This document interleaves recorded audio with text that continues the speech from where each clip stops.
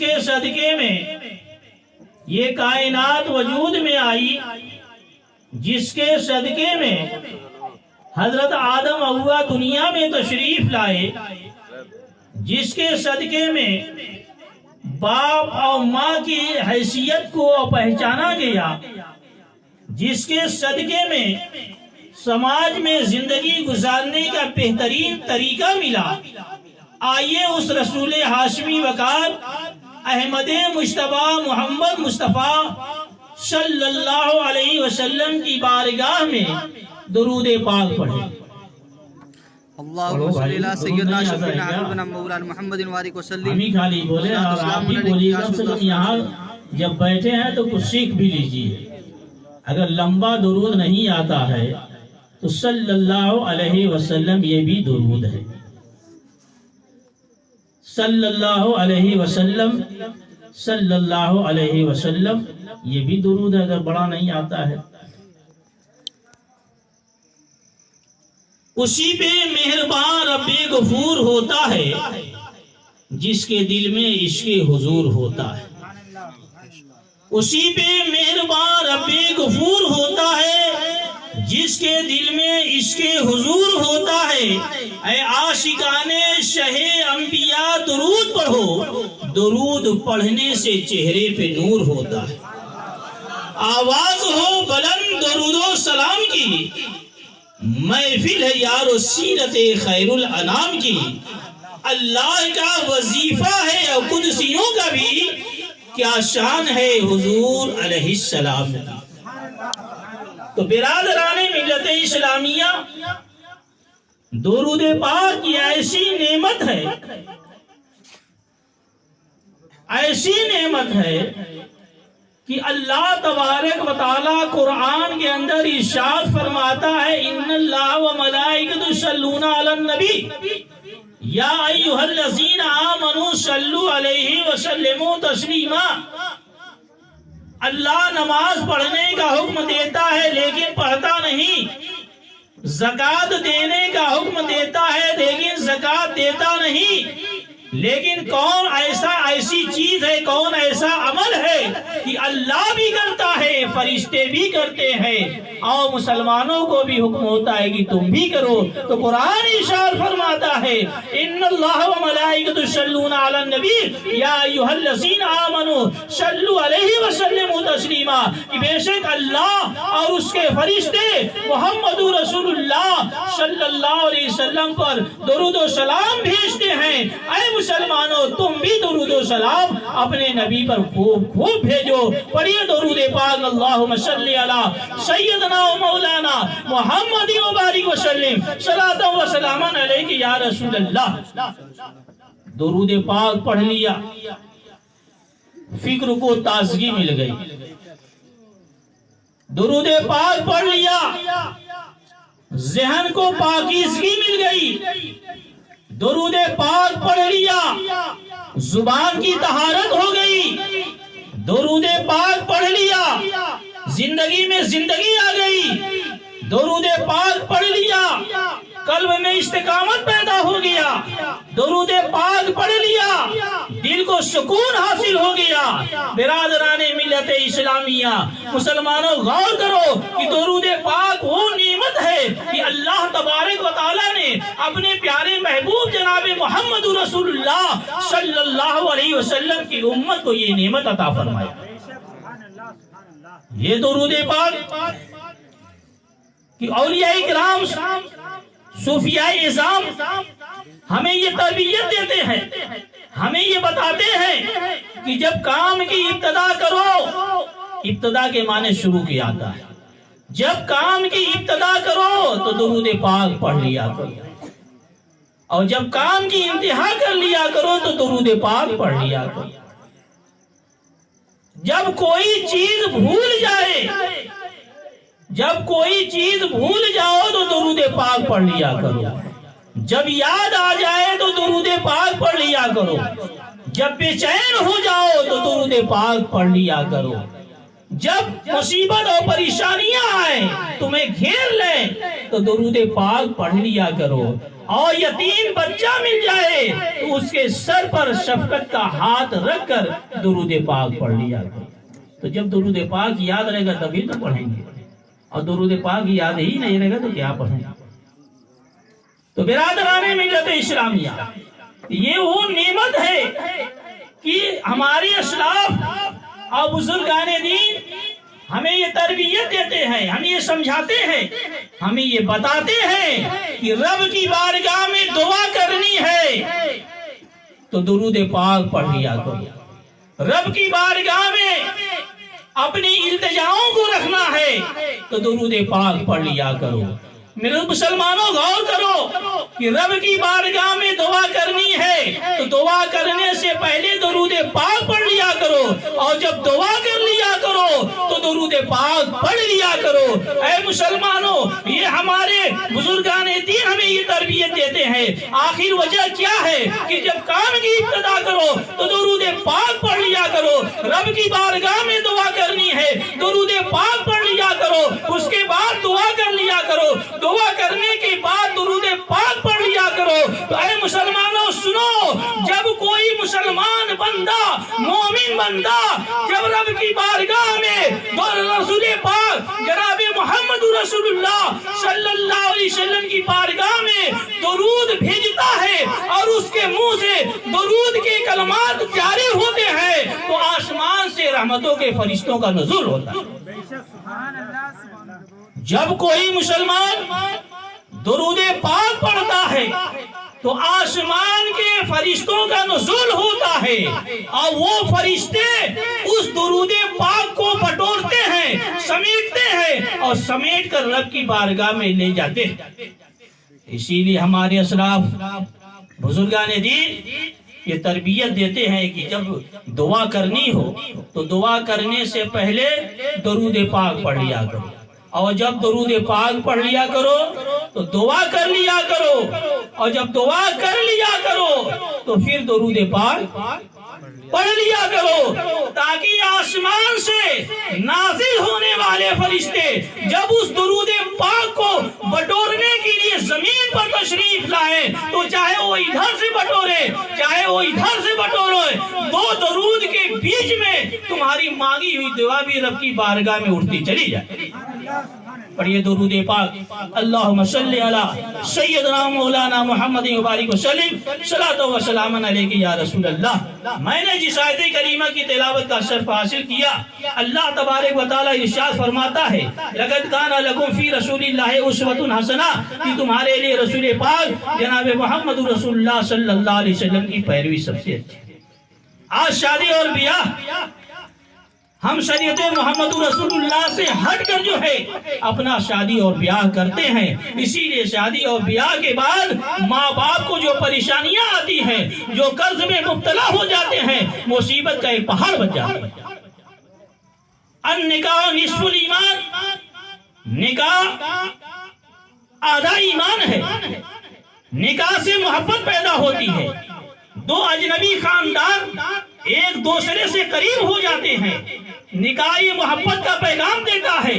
لیکن شریعت محمد رسول اللہ کے مطابق اگر ہم شادی اور بیاہ کرتے ہیں تو یقیناً اللہ بھی خوش ہوگا اور رسول اللہ بھی خوش ہوں گے، اس لیے کہ میرے آقا جناب محمد رسول اللہ صلی اللہ علیہ وسلم نے ارشاد فرمایا ہے کہ تم شادی اور بیاہ کرو اس لیے، اور ایسی عورت سے شادی کرو جو تمہارے لیے زیادہ بچہ پیدا کر سکے، تاکہ کل قیامت کے دن میں اپنی تعداد کو، اپنی امتوں کی تعداد کو دیکھ کر زیادہ فخر کروں۔ تو برادران ملت اسلامیہ، شادی اور بیاہ کا موضوع منظم اور بہترین طریقہ مذہب اسلام نے دیا ہے، دنیا کے کسی مذہب نے ایسا پیش نہیں کیا ہے۔ تو برادران ملت اسلامیہ، نکاح کبھی واجب ہوتا ہے اور نکاح کبھی فرض ہو جاتا ہے اور نکاح کبھی سنت ہوتا ہے۔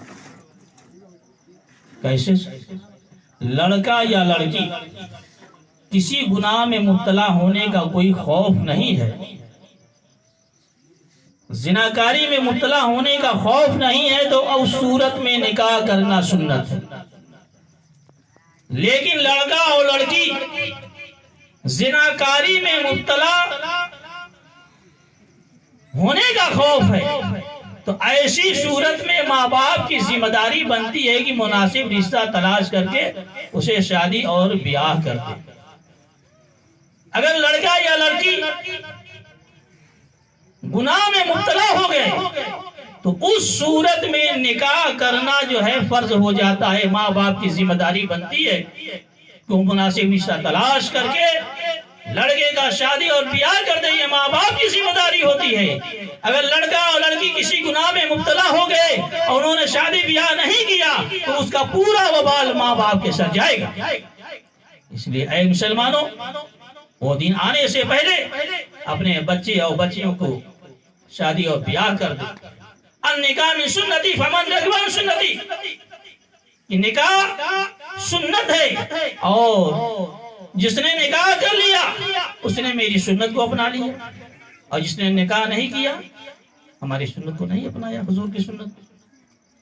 تو ایسے موقع سے شادی اور بیاہ میں کیا ہوتا ہے؟ مہمان آتے ہیں، کھانا کھلایا جاتا ہے، آتا کہ نہیں؟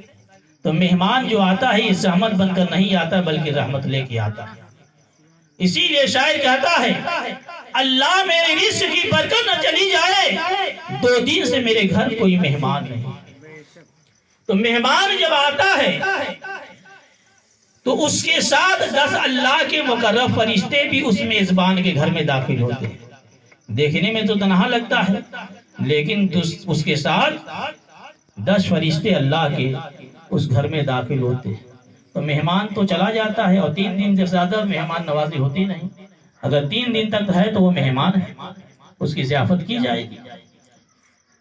تو جب وہ چلا جاتا ہے تو وہ فرشتے سال بھر تک اس گھر میں رہتے ہیں، عبادت و ریاست کرتے ہیں، اور جب سال پورا ہو جاتا ہے تو اس گھر سے نکل جاتے ہیں۔ تو جتنی عبادت و ریاست کیے ہوتے ہیں سب اس میزبان کو اس کی عبادت کا ثواب ادا کیا جاتا ہے۔ اس لیے مہمان کے آنے پر خوش ہونا چاہیے، ناشکری ادا نہیں کرنا چاہیے، اس لیے کہ مہمان جو آتا ہے وہ اپنا رزق لے کر خود بھی آتا ہے۔ اور نکاح کے بعد ولیمہ بھی کیا جاتا ہے۔ ولیمہ کسے کہتے ہیں؟ ولیمہ ہے، کیا آپ لوگ سمجھتے ہیں ولیمہ کیوں کہا جاتا ہے؟ کوئی بتائے بھائی۔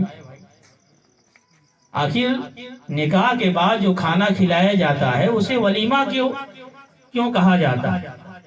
اور ولیمہ پہلے دن اور دوسرے دن کیا جا سکتا ہے، تیسرے دن اگر کرے گا تو وہ ایک عام کھانا ہے، اسے ولیمے کا کھانا نہیں سمجھا جائے گا۔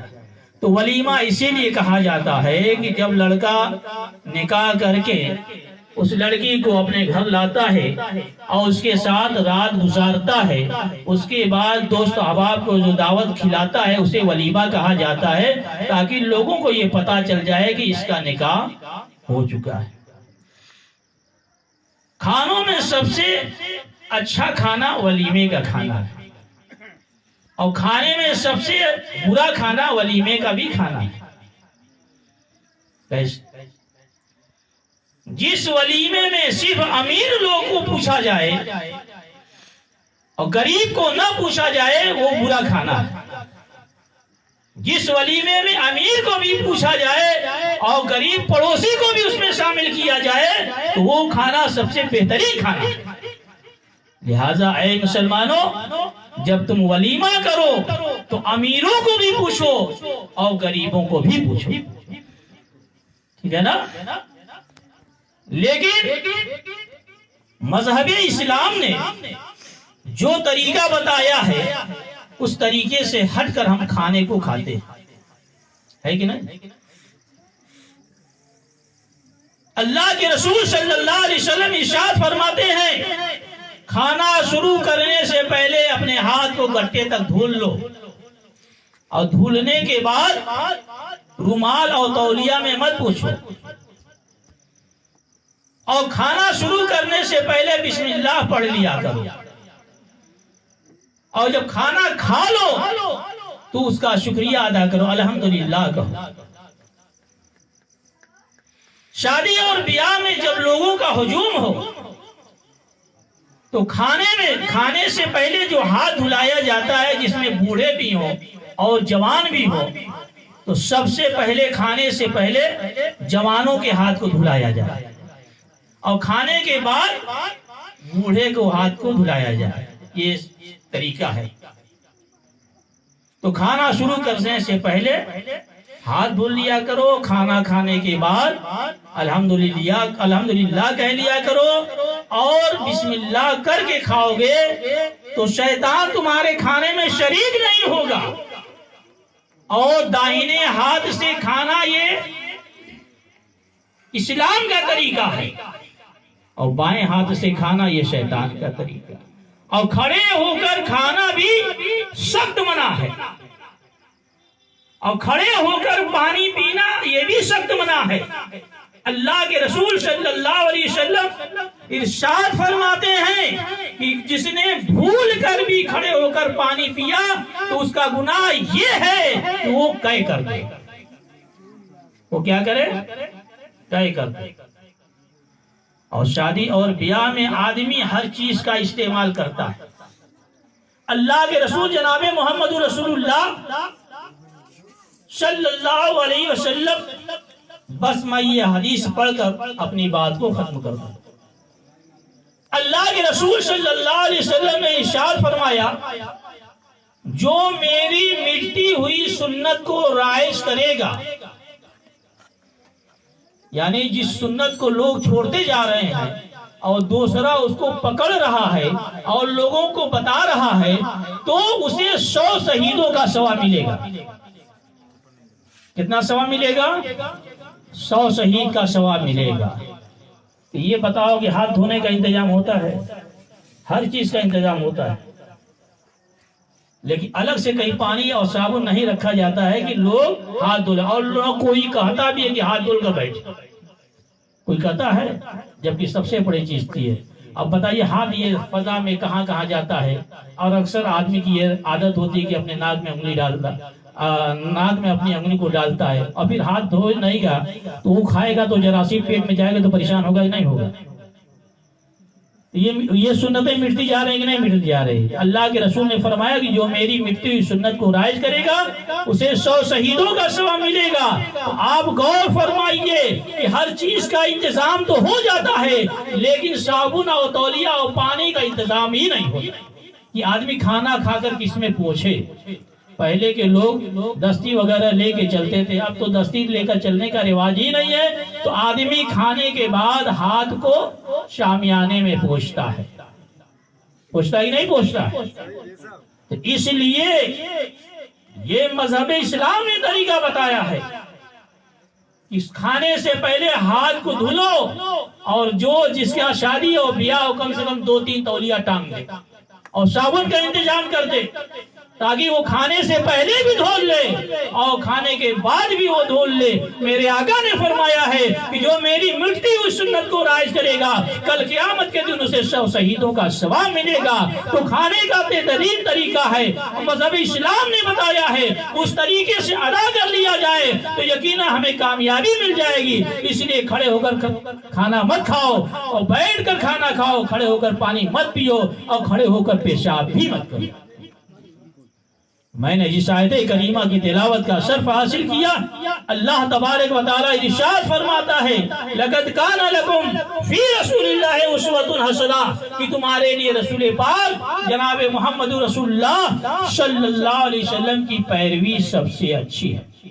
بس ایک بات اور بس یہ بتاؤ کہ سونا مرد کے لیے جائز ہے یا ناجائز؟ سونا پہننا مرد کے لیے جائز ہے کہ ناجائز ہے؟ ناجائز ہے، حرام ہے۔ سونا عورتیں ہی پہن سکتی ہیں۔ لیکن آپ یہ بتائیے، آج شادی اور بیاہ کے موقع سے کس چیز کی فرمائش ہوتی ہے؟ انگوٹھی، سونے کی انگوٹھی اور مالے کی فرمائش ہوتی ہے، جو ہمیں جہنم میں جانے کا ایک ذریعہ ہے۔ ایک طرف ہم سنت رسول، ارے سونے اور چاندی کے علاوہ تم وہ چیز مانگو جس پہ تمہاری دنیا بھی سمجھ جائے اور آخرت بھی سمجھ جائے، تم اس چیز کی فرمائش کرو کہ ایک مسلح دے دینا اور ایک قرآن دے دینا جس سے دنیا بھی سمجھ جائے گی اور آخرت بھی سمجھ جائے گی۔ تو سونا یہ حرام ہے مرد کے لیے، صرف چاندی کی ایک انگوٹھی پہننے کا حکم ہے مرد کے لیے، اس لیے وہ بھی 6.5 ماسا سے کم کا۔ اور آج لوگ 2 3 انگوٹھیاں پہنتے ہیں۔ اللہ کے رسول صلی اللہ علیہ وسلم کی بارگاہ میں ایک صحابی تھے، 2 3 انگوٹھی پہن کے گئے تو اللہ کے رسول نے فرمایا کہ تم اپنے ہاتھ میں آگ کا انگارہ پہنے ہو، یعنی یہ انگلیاں کل قیامت کے دن آگ میں جلائی جائیں گی۔ لہٰذا اے مسلمانوں، اپنے بچوں کو دین کی طرف مائل کرو، علم دین سکھاؤ، علم دین کی تعلیم دو گے تو تم یہاں بھی کامیاب رہو گے اور میدان محشر بھی کامیاب رہو گے۔ جب تم اپنے بچوں کو پڑھاؤ گے نہیں تو جا کر نہیں کہ سورہ یاسین کون پڑھے گا، سورہ یاسین کی تلاوت کون کرے گا؟ اتنا تو علم حاصل ہی کرنا چاہیے جس سے نماز روزہ ہم صحیح طریقے سے ادا کر سکے۔ اے مسلمانوں، میں تم سے گزارش کرتا ہوں اور بتاتا ہوں کہ اللہ کے حبیب صلی اللہ علیہ وسلم کے طریقے کو اپنا لو اور علم دین مصطفیٰ سے اپنے اور اپنے بچیوں کو مالا مال کرو تاکہ تم کو جا کرنے کے وقت کلمہ طیبہ لا الہ الا اللہ محمد رسول اللہ بھی نصیب ہو اور سورہ یاسین کی تلاوت بھی نصیب ہو۔ وما علینا الا البلاغ۔